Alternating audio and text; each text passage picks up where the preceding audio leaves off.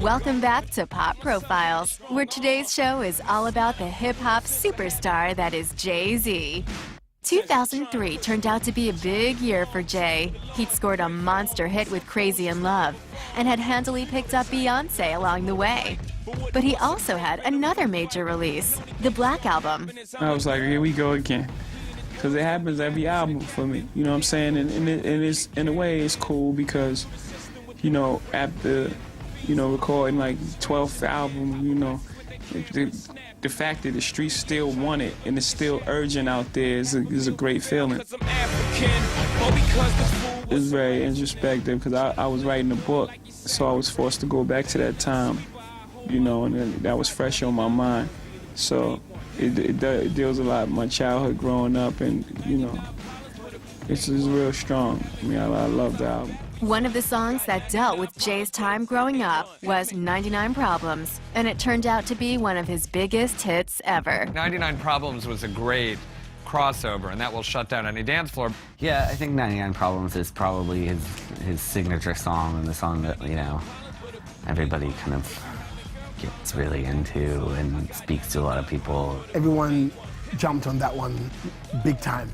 99 Problems, and then we say Beyonce ain't one or something like that, you know what I mean? So it was always a theme song. In the clubs, you'd play that and the whole place would go mad. And I think, yeah, 99 Problems was definitely him lyrically showing that, you know, this is what I am, this is what I do. And he went in with that. I think 99 Problems is definitely one of Jay-Z's biggest songs. I think just from experience from playing it out, it's one of those songs that people love to hear.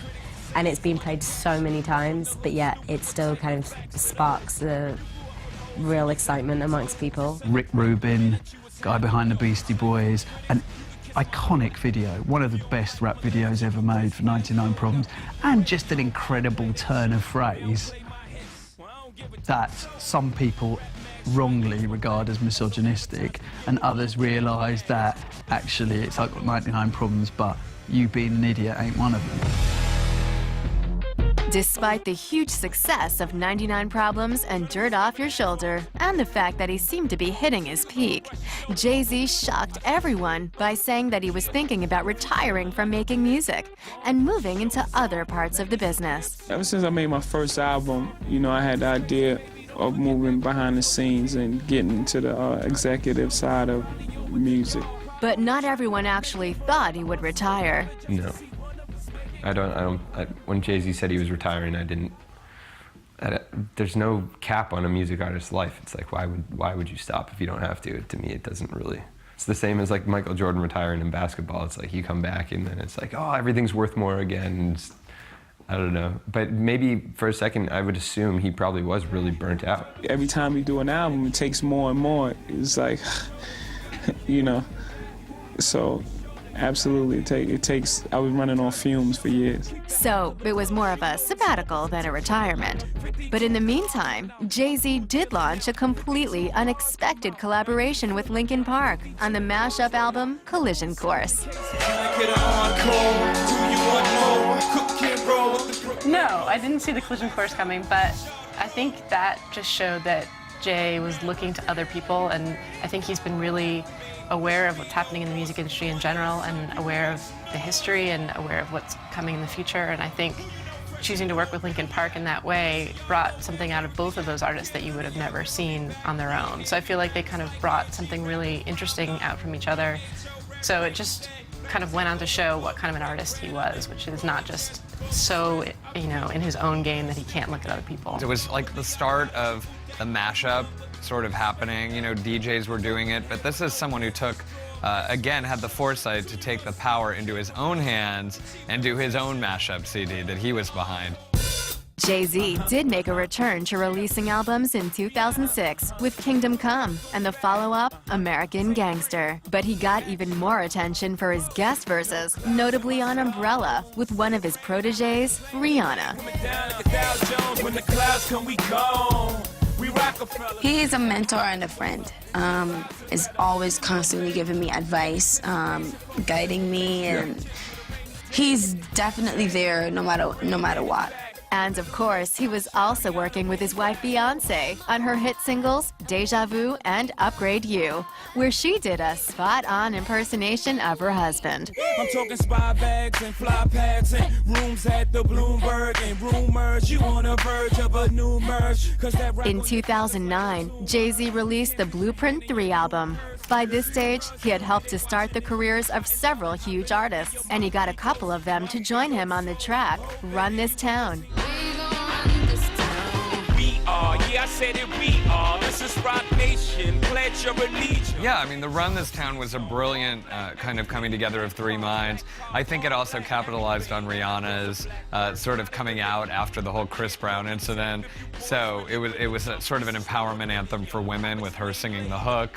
And it was also sort of an alignment of all these forces. And it was Jay and Kanye sort of getting behind her and sort of making a statement that they were going to band together, that they were still one crew and one team.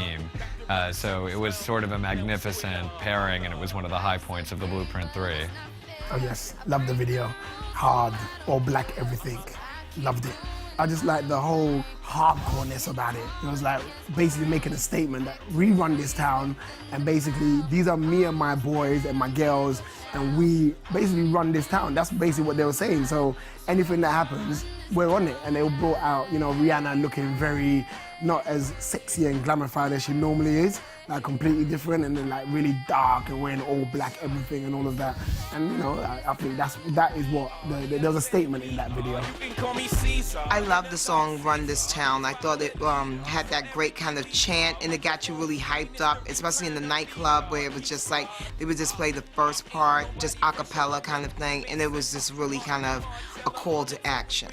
It made you want to go and get more champagne.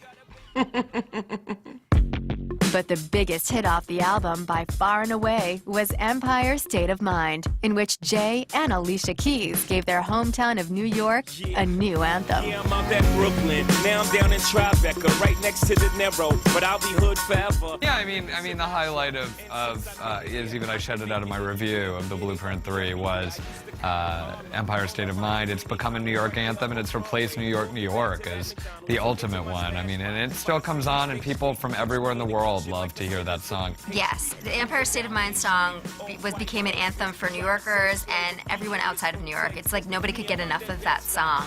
It turned everybody onto the city, made people want to visit the city, and made people really excited that lived in the city. It was a really powerful song. It's really good. I mean, being a New Yorker, I identify with it. I feel like it's really impressive that he could say something like he made a Yankee cap more famous than a Yankee can.